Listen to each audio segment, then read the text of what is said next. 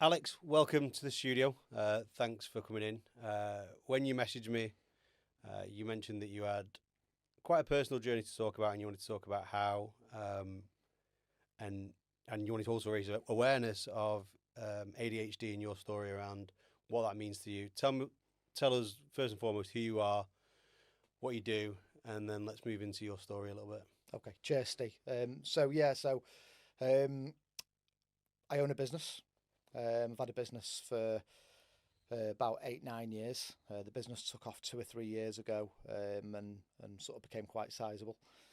Been on a bit of a journey throughout that process, and learned a lot about recruiting different people, different characteristics, and I've also learned more about the mental health side of running a business and learning more about myself. Um, I've been quite open and quite public about it around social circles, and also around operating a business and employing people. And I think it's quite an important matter that I talk about to a lot of people privately, but also I think it's quite important to raise awareness about. And just think talking a little bit about my personal story should hopefully give people a little bit more sort of courage or just motivation to not sort of give in to certain things that can change the landscape of how you live your life and what you do. So yeah, quite keen to just have a sort of conversation about what that looks like and what my journey's been around associated to that stuff.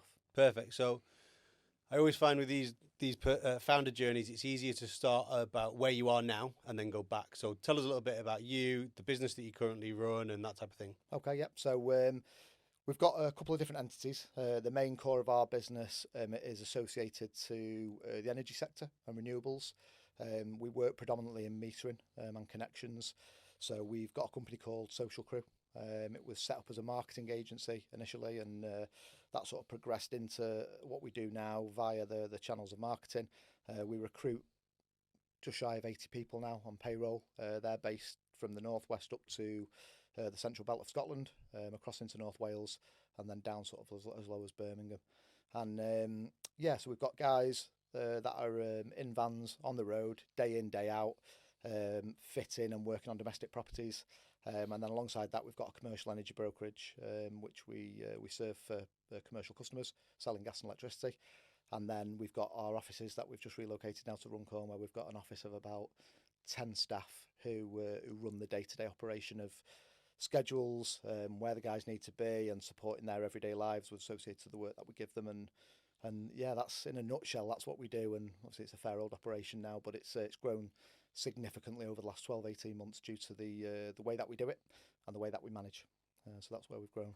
Perfect. So, 100 people, give or take, on payroll, big, few thousand square foot office up in Runcorn. Um, how did you get to that point? Talk to me about kind of your working career and where you started from and to get to that point. Yeah, okay. So where the business sort of really took off during COVID, really early doors within COVID, as I say, I had a marketing agency which really suffered. And that was a challenging time for me personally. Mortgage, young family, bills to pay, and everything else associated.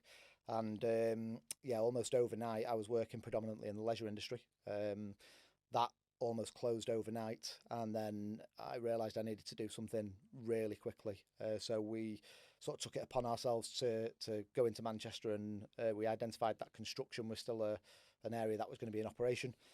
I went knocking on doors on several construction sites in the area and making several phone calls to potential contractors that might work with us. And somebody came along and basically said we're struggling with connections and meters to set buildings live effectively so they can be accommodated. They were predominantly apartments at the time, and yeah, what I did was I sort of went away with the information that I was given. I did some really light recruitment. It was at a time where a lot of companies were walking away from metering, and had an opportunity to meet my now business partner, who was an operational manager at a large company. And he basically said to me that he could support us with the first group of staff, which was about 8 to 10 guys. And then we were just consistent, I think, to get the contracts over the line. And that allowed me then to go away and recruit those guys. And we organised commercials to get us through COVID, which was really challenging with all of the health and safety requirements. And then it grew from there. We sort of proved ourselves through changing the landscape of the industry. We were extremely thorough about how we approached it, and I think we sort of gave the industry the personal touch which it was really missing.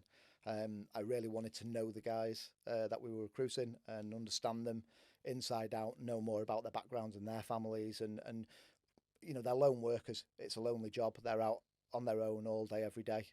So we put some things in place which would ensure that they had a constant point of contact, and between jobs they had the opportunity if they needed to call in and just have a chat about anything. We sort of empowered that, and that's where our name and our brand became more known. And then a larger contractor came along and gave us a sizable opportunity to recruit another 20 to 30 guys. And the rest was history, really. So it grew from there. Picked up a couple of additional contracts from there on in, and then we changed what was a high turner of staff industry. There was a constant change of people leaving and coming and going, and basically we invested heavily into the upskilling in the industry. So where smart meter engineers would generally just do smart metering, we wanted to invest heavily into getting them qualified to moving towards renewables as the shift started to happen. And we spent several $100,000 to ensure that we could get that in progress, and then that got the buy-in from the guys to stay with us, and that's where we are today, and that's the sort of transition that we're on now. Perfect. So you mentioned a couple of things I wanted to just touch on again. So one of which was you guys being kind of on the road themselves, relatively could be quite lonely. I guess, reading between the lines, those guys may have worked for big conglomerates, big multinational companies, that household names that you and I will know, and they're just seen as a number, and you're doing something different, I guess. Just talk about that a little bit. Yeah, I think that's exactly it. So, having had conversations early doors with a number of the guys, we've got guys that are ex-military. We've got guys that have been in the forces. We've got ex-firemen. We've got people that have come from office-based jobs and wanted to go into the tools. So we've got every walk of life out in the field, and when you start to get to know them, you realise that they've all got their own stories. They've all got their own challenges personally. They're going through hard times, and like you say, when they're in the vans all day, every day on their own, and they were just seen as numbers within large organisations, and it's difficult for operational managers to keep in contact with a team of 20, 30 guys at all times and know what's going on. So for us, it was just so important to ensure that they felt like they were a part of something. And I think us coming in as a new company, they'd put some trust in us to join us, which was admirable, because it was a completely unknown time, and we just felt like we really needed to give back, and that's what we did. We employed a number of staff in the office, and some of those were just to be there for the guys and just ensure that their days were as enjoyable as possible.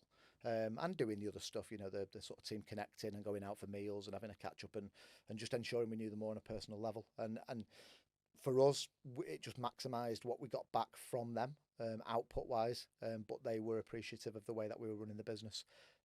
They were nervous about knowing that we would grow and we would get to the point where we would become like some of the other businesses, with the headcount that we've got. But what we've ensured is we've always had that backbone in the office to support the guys on every level with all of their situations that they're dealing with, and I think that's been felt throughout the business. I think that's been probably one of our strongest points. And where did that drive to do those types of things come from? I guess kind of your background and the things that you've done before and the things that you've experienced, but talk about that, like where that drive to be that type of business, that empathetic sort of sympathetic business, as opposed to just treating engineers like numbers. Yeah, for sure. So I went to uni and did sport with an idea that I might go into playing football or coaching football. I soon realised that it was hard, and my upbringing was around that football world. I had a tough and disciplined upbringing, which I respected, but it was tough. And when I sort of went into work, I was coaching and I had a number of different jobs, and I never really sort of found my place. I didn't really know where I fitted in. I always knew that I wanted to try and set up and run a business, but it's hard when you come out of studying to know where to start and what to do. And I did that many different things, but what that allowed me to do was meet so many different types of people. And by meeting different people, what I quickly realised is who I did want to be and who I wouldn't want to be if I had the opportunity. the one thing with me is that I was relentless in seeking out opportunities. So whilst I was working, I was always having a look at what my progression was, how I can progress within that company. If I wasn't with that company, was there a better opportunity with a competitor company to try and get me up the ladder and continue to progress my career? And I've always been quite passionate about improving myself. I wasn't academic at school. I enjoyed school. I loved it, but I wasn't academic. My old man used to say to me regularly, you need to work smart, not hard. He said, if you work smart and surround yourself with the right people and be around the right friendship groups, he's like, that will drive you and motivate you to want to better yourself. And I think 10 years of that in those discovery years, in your early 20s into your early 30s, I think they were pivotal for me to kind of understand who I wanted to become. And then once the true opportunity came and we sort of saw that it was a good opportunity to grow this business, we just went all in, without forgetting the things that I'd sort of experienced along that way. And again, that was really the sort of key point to bringing in the right management, making sure they had the same morals as the way that we wanted the business to look and feel, and so that everybody's talking on the same level, and yeah, just running the business as we wanted it to be. And it was challenging at the start. It was tough, and we went through several different management to get that balance right. But once everyone got the understanding of what we're trying to achieve, then it was just really, really positive there forward. Good. So that's the business as it stands right now. I've known you obviously a long time and known you as a really entrepreneurial type of person, very similar to myself. So talk to me about those early days of businesses and what you've experienced, because we always have a joke, and I've spoken to people about your brain at a million miles an hour with fingers in every single pot going. So talk to me about those experiences and how they shaped how you now feel about not only business, but then how you feel around ADHD and how that has helped you in business as well. Yeah, okay, cool. So the first thing is I love business. Yeah. So every time I'm with somebody, doesn't matter if I've got a gardener at my house or whether I've got somebody doing an extension or whether I'm talking to somebody like yourself, or it doesn't matter who I meet, I always end up having a conversation with them about, have they thought about this, or have you considered this, or how would you grow this, or would you want to improve this, or could this make you more efficient, or could this generate more income? Da, da, da, da. So I've always had this obsession with business in that respect. I've never really seen myself as entrepreneurial. I've always just been really, really passionate, and relentless with it. So I think from my point of view, the first thing is I always knew something would happen. I think if you keep pushing and keep pushing and keep trying and keep trying to better yourself and improve yourself, I always think something will happen. I think the challenge that I had, I think the thing that held me back was you would chase an idea for 2 weeks and then the next idea would come along, and then you would chase that for a month, and then the next idea would come along, and the next thing you're running several different projects, all of which could become a good business, but there's no way you can run several different completely different projects and get any success from it. So you fall out of love with them, and then they get put on the scrap heap, and at the end of the day you end up with nothing. So what I realised, I suppose, at a sort of, 10 years ago, was you really need to put all your focus and energy into one good idea, give that everything and get that to succeed before you even consider the next thing.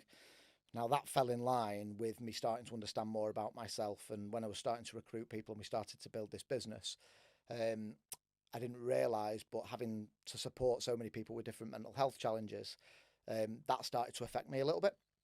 Didn't really know what it was. It was a challenging little period of time, and I went through the motions a little bit of trying to self-diagnose and try and understand what was going on.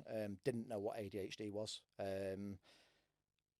but it forced me to try and explore it because I was worried that I was going to go down a rabbit hole, keep digging and not find my way back out.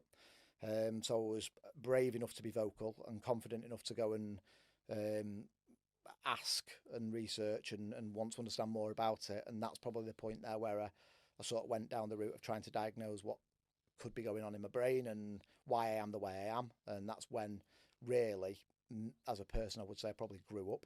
And that's when the landscape of everything changed for me personally. And talk to me, you mentioned there about the way that you are. How does your ADHD manifest in your own experience and personally? Yeah, okay. So I think the first thing to sort of say is there's several different variations of what ADHD can be. You can suffer obviously as a child. You can suffer differently as an adult. I didn't really know where I sat on that spectrum. What I knew was I was going through a really tough time and I wanted to understand more about it. And by sort of learning more about myself, I was hoping that I would get to a point where I could have a solution or try and find a fix. So I went to the doctors and went through the motions, and they were sort of saying it's a depression and here's a medication. And in my head, I was just like, I'm not depressed. That's not what this is. I went through a period of real bad anxiety where I was struggling to speak to the engineers that I'd built a great relationship with, and I was struggling to maintain relationships in the office with the girls that work with us, and I just knew something wasn't quite right. And that's when somebody had mentioned to me ADHD, and I knew nothing about it. So I spoke to my dad, and he sort of said, right, well, there's, if you need to go and get it explored, just go private, because it for what it's going to cost, if you need a quick diagnosis and you want to get this sort of moving forward, explore what the costs are, see how viable it is, and go from there. So I did a little bit of digging. It's not the cheapest option, and I appreciate that not everybody can afford to go private, but for me, it wasn't enough that it wasn't worth getting a fast answer on to avoid going down the route that the NHS was sort of advising at the time. So I spent the money, went for the assessment, which took about 35 seconds. And went through all of the motions of the tests, and they ask you lots and lots of questions about your upbringing and how you were as a child and what your teenage years look like. And they kind of force you to review what your life looked like prior to this stage. And that for me basically ended up with a diagnosis where I was pretty high up on the spectrum, on the ADHD spectrum. And then they sort of explained to me that there's a number of different options about how you go about trying to resolve it. And one is medicated and the other is a form of therapy. I've tried to exercise both of those. But I suppose a life-changing moment really was when I went down that medicated route, and just the reassurance of essentially just understanding what your brain's been thinking for the last 4 or 5 years and why it's been going through the motions of what it's been doing and why you conduct yourself in certain ways in certain situations, why you're so emotionally charged when there's topical conversations with friends and challenges with work. And I suppose like that sort of explosive side where I've really struggled, all of that started to make more sense. And that's where I chose the medicated route, but also studying and learning more about what ADHD is, it changed the whole landscape of the way that I am with people, and how I see people. It's allowed me to just step back, review situations, not judge, and it's just improved everything. So it's been a really positive sort of step for me. And talk to me about how that impacted you in business then. Yeah, okay. So I think, as I said earlier, there's not really a business that I've not tried, and there's not an opportunity that I've not explored. They were always 5-minute ideas where they were good businesses. They could have been viable businesses had I invested the right amount of time with the right amount of focus and the right amount of energy. I've always just gone all in on the things that I do, but I'd never had a clear vision. There was always a fog over what should the strategy be? How can I take this forward? How do you grow the business? How do you make this all work? Struggled with the finance and the accountancy side, but tried to take it on myself. Struggled with the marketing and had to learn and use your support in the early days to get a better understanding of it, but still tried to do it myself. So I explored all of these different things and just tried to do it myself. I think what changed when I got the diagnosis was took the medicated route, and almost instantly everything just improved. So my quality of life improved. I started to lose weight again and get fitter. I'd put a lot of weight on just by eating junk food because you just have these natural poor habits which kind of come from it. It's a complacency and a laziness to make a sandwich when you can go to a takeaway and grab food, and it's all of these things just sort of changed. So I think it just sort of clears the fog up a little bit, and it gives you this sort of hyper focus to kind of wake up in the morning and go, these are the things that I need to achieve, and this is how I get to tomorrow. But then you also have a list of things that go, right, well, these are what I need to achieve to get me to the end of next week, and this is what I need to get to next month, and this is what I need to achieve in the next 12 months. So I started to set myself goals, which I'd always had, but I knew how to get from A to B. And I hadn't had that before. And it sounds silly, but when I first went down the diagnosis route, I kind of just thought it was a bit of a nonsense. I didn't really want to believe that it was a thing. Yeah. But I have always struggled with sort of like vitamin deficiencies, and I've always had this want and need. I've always had like the zinc and the multivits and the mineral. I've always had the tablets to try and give me the energy and the boost, because I was really lethargic prior to this. And it just changed everything. And then, since then, you sort of have lots of conversations, speak to engineers, and now understand the office staff more, and I can talk to them on a level that they understand, because there's so many people on the spectrum in some way, shape or form, that it's not a case of just using it as an excuse. It's just an empowering to enable you to get to where you want to try and be and what you want to achieve in your life. And I think having those conversations with people has been really good, and it's improved my headspace massively, just by understanding more about what others are going through and sort of being able to relate. Maybe I think that's probably what it really comes down to. But yeah, I take a step back now before I think. And so, from my understanding of what you just said, you were getting the ideation and you having the concepts, and you could see what maybe success looked like, but it was charting the path in between those things that you struggled with. And that's where understanding your diagnosis and the medication in your specific case has helped you to kind of bridge those two things. Yeah, massively. So, and this, like I say, this comes back to now what we see with, we've got young juniors coming through on apprenticeships, and they're coming out of college because they're struggling at college, and they're struggling at college because they're structured by a timetable which they can't be on time for, and by an educational route which doesn't suit them because it's out of a book, it's not practical. So I think, from my point of view, having helped some of the guys that work with us to, again, get themselves diagnosed and supporting their journey a little bit, it just clears the way in which they are going to have to learn and that they're going to have to think in order to progress their careers. But I went through that same process myself to, just to sort of clear things up, and it made it just a lot easier to complete tasks day to day. It's simple as that.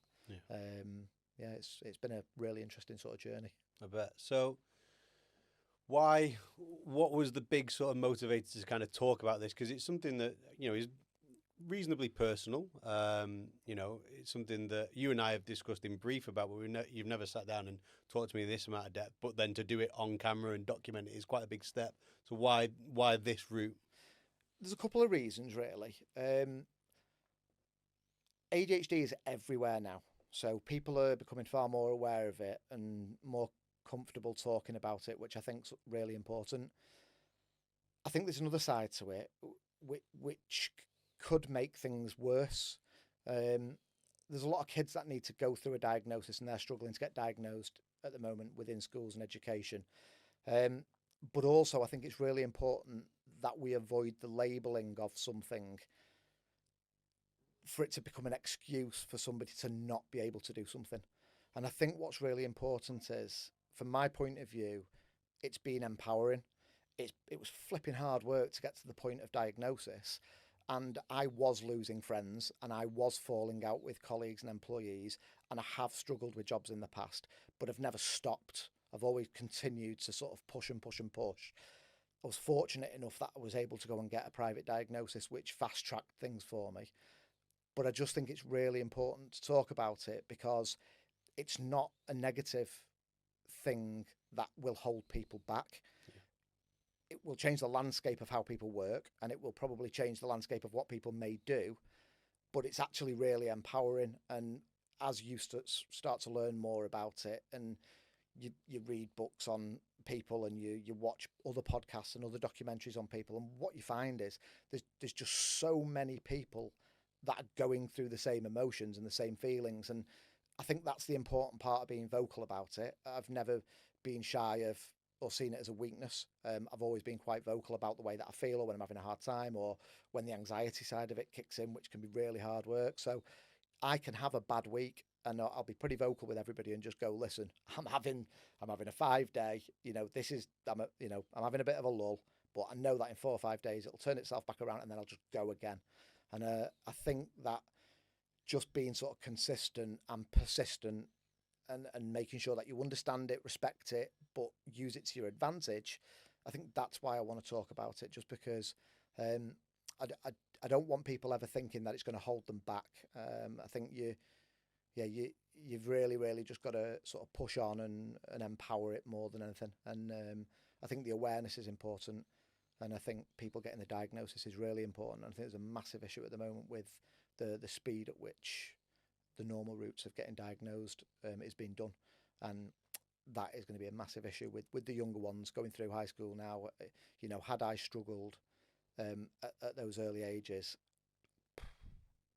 who knows where I could have been? Because the problem is you have, these impulsive and addictive kind of characteristics and personalities, and undiagnosed at the wrong age, your groups that can end up going down the alcohol route, going down the drugs route, hanging around with the wrong people to get their dopamine fix. And that's the space where, listen, people go and do what they want, go and enjoy themselves, but that's the space where it can be a tipping point in your career. And as I say, if I was fortunate, I always used to remember that from my parents, if you stick around the right people, if you associate yourself with, people that have got drive and motivation and want to do well in life, they will drive you in a different way for the right reasons. And then it's just staying motivated. But yeah, it's been a journey. Yeah, I bet. The schools thing, I think, is really poignant. I was talking to a friend actually earlier this week who has an ADHD, has been kind of checked and had gone through the test and has ended up with a diagnosis of ADHD. And their kids are in private school because the class sizes are so much smaller. It means that they can have the focus and attention that the kids need, and it's helped them to be diagnosed when they have had issues that need covering. And I think the public school system at the minute, with the size of the classes and the amount of kids just going through and the amount of work they're going to struggle. Yeah. So talk to me a little bit about that. Yeah, well, so my wife works in education at secondary school, and my kids are in primary school. My little lad plays football. There's 7 kids in his team. There's 2 or 3 that are on the spectrum in some context. So let's assume that they were going down the routes now to try and get a diagnosis for whatever it is, ADHD, autism, whatever level they're sat at. My wife at the secondary school, they're relying on these kids at primary school getting into the system to get their diagnosis well in advance of coming to secondary school, so that they can ensure that the provisions are in place and the resources are in place to support them. So the problem now is, if you get into your second to last year in primary, before you start the diagnosis, if you feel that there's a reason to explore it, by the time they get to high school, they're going to be year 8, 9, 10 before the diagnosis sort of comes to fruition, before they get any opportunity to have any medication or any treatment or any recognition by the school for extra support. So for me, I think the issue there is something that's out of my control, but the issue there is the challenge is absolutely huge, because the only people that are going to be able to get the diagnosis are people that have got deep enough pockets to go and pay for the private route, by which you can get a 6 to 8 week diagnosis and be on medication within 10 weeks. That's fantastic, but that doesn't support 90% of the people that are going to be struggling. So I just think there needs to be a bit more focus and awareness around how we can improve the rate at which we are as parents, acknowledging that there might be an issue, trying to get into the system early if that's what's required, if you feel that they're going to need the support. And like I say, it's different on every situation. Every level's different. Every child is different. So, it's a choice whether you go down that route or not. But my view on it is, when they go to high school, you don't want them getting dropped into the lowest of the sets if they're an academic, but they're just struggling because there's an association to something like ADHD or the autistic spectrum. So my worry is that there's going to be some really, really academic and talented kids getting missed or missing the opportunities to excel in school just because they've not got the provision. And the problem then is what's that knock-on effect in later life? We've intercepted 4 or 5 young 18, 19, 20-year-olds that were completely mentally done, deflated, don't know what they can do in life, don't know where they're going, don't know how they're going to be able to achieve anything. And we've supported them and just gone, the signs to us are obvious. We will support you. Go and get some checks, have a look at how your brain is working and how you're thinking. And, 2 of the guys have decided to go down the ADHD medicated route, and now they're flying.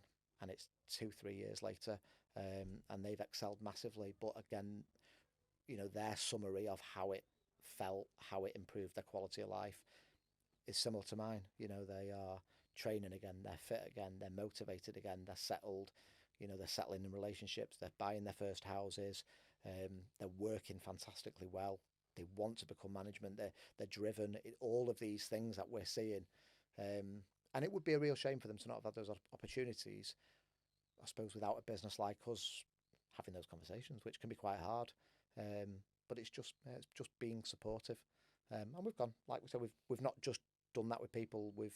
We've used counsellors. We've had mental health specialists in and just chat with the engineers about some of the things that are going on in their personal lives and teaching them techniques and coping mechanisms to deal with what they're trying to become. And there's a place for everything. And I just think it's important to exercise it, especially the nature of our industry.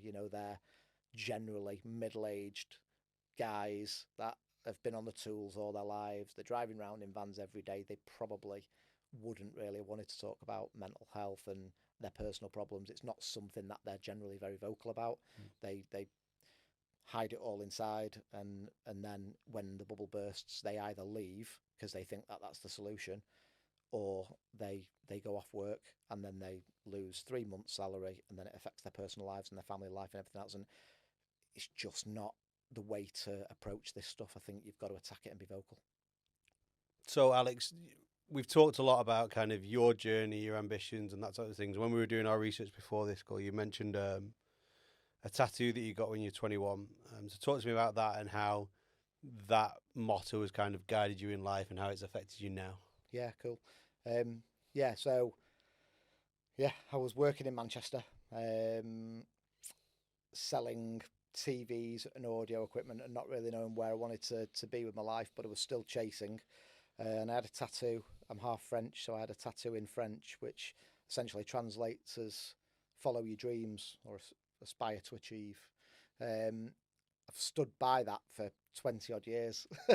And I think one of the nice things for me is that sort of drive and motivation to just keep breaking walls down and bashing barriers and face challenges and overcome them and just keep building and just keeping steps up in life and in business, and having a good family around you and just be supportive of everything that you're trying to work towards. For me, that's given me a great opportunity in life to build a really good business, which went from nothing, to we're turning over several £1 million now as a business. We're providing jobs and opportunities for 80, 90 guys.